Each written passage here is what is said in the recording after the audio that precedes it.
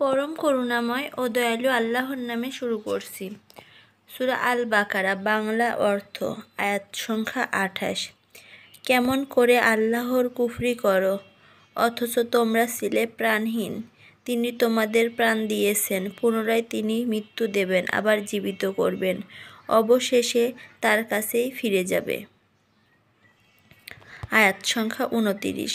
তিনি এমন, যিনি সৃষ্টি করেছেন যা কিছু আছে জমিনে, তার সবই। তারপর তিনি দৃষ্টি দিলেন আকাশের দিকে এবং তাকে বিন্যস্ত করেন সপ্ত আকাশে, আর তিনি সকল বিষয়ে পূর্ণ অবহিত।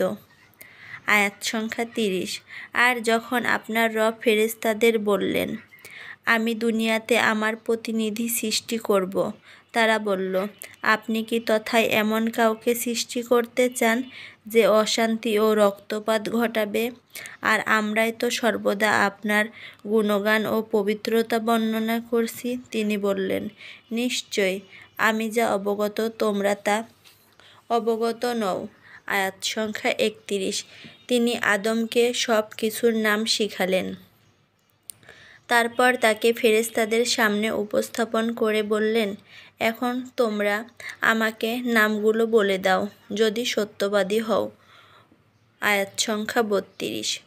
বলল, আপনি পবিত্র, আমরা কিছুই জানি না আপনি যা শিক্ষা দিয়েছেন তার বাইরে।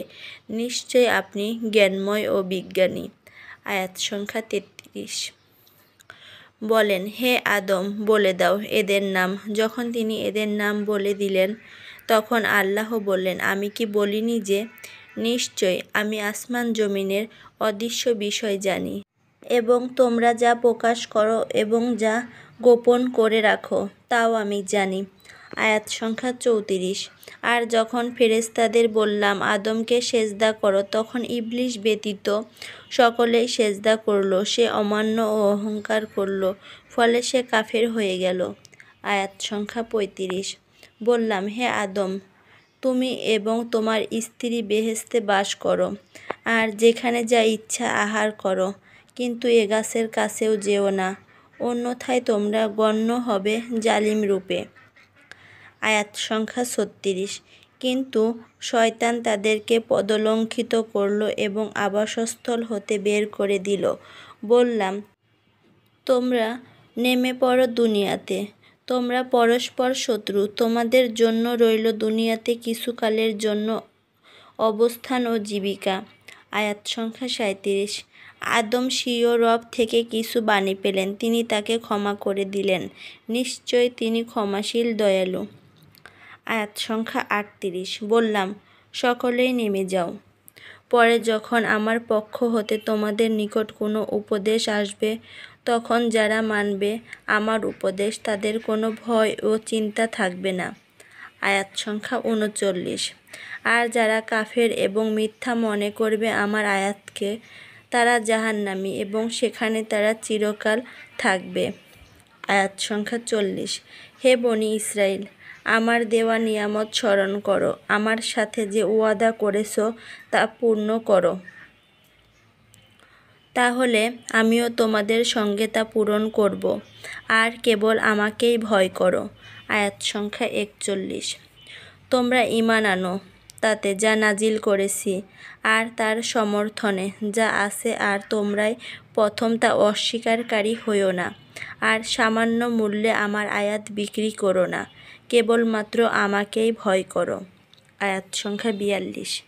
আর তোমরা সত্যকে মিথ্যার সঙ্গে মিশ্রিত করো না, এবং জেনে শুনে সত্য গোপন করো না। আয়াত সংখ্যা 43। আর নামাজ কায়েম করো, যাকাত দাও, এবং রুকুকারীদের সঙ্গে রুকু করো। আয়াত সংখ্যা 44। তোমরা কি লোকদেরকে সৎ কাজের আদেশ প্রদান করো, আর নিজেদেরকে ভুলে থাকো, অথচ তোমরা কিতাব পাঠ করো, তবে কি তোমরা বোঝো না? আয়াত সংখ্যা 45। ধৈর্য ও নামাজের মাধ্যমে সাহায্য প্রার্থনা করো, অবশ্যই এটা অত্যন্ত কঠিন বিনয়ী লোকদের ছাড়া অন্যদের নিকট। আয়াত সংখ্যা 46। যারা স্বীয় রবের সঙ্গে সাক্ষাৎকে বিশ্বাস করে, আর তারই কাছে তাদের ফিরে যেতে হবে। আয়াত সংখ্যা 47। হে বনী ইসরাইল, আমার ওই নিয়ামতকে স্মরণ করো যা আমি তোমাদেরকে দিয়েছি, এবং বিশ্ববাসীর ওপর তোমাদেরকে আমি শ্রেষ্ঠত্ব দান করেছি। আয়াত সংখ্যা 48। ওই দিনকে ভয় করো যেদিন কেউ কারো উপকারে আসবে না, কারো পক্ষে কোনো সুপারিশ গ্রহণ করা হবে না, কোনো বিনিময়ও চলবে না এবং কেউ কোনো প্রকার সাহায্য পাবে না। আয়াত সংখ্যা 49।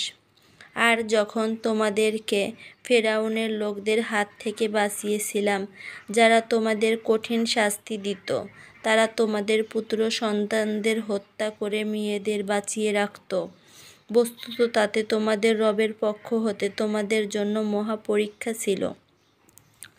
আয়াত সংখ্যা 50। আর যখন সমুদ্র দ্বিখণ্ডিত করে তোমাদেরকে রক্ষা করলাম আর ফেরাউনকে সঙ্গী সহ ডুবালাম আর তোমরা তা দেখছিলে। আয়াত সংখ্যা 51। আর যখন মুসার সঙ্গে 40 রাতের ওয়াদা করেছিলাম আর তার প্রস্থান্তরের পর তোমরা গোবর্ষ পূজা করলে, বস্তুত তোমরা ছিলে জালিম। আয়াত সংখ্যা 52।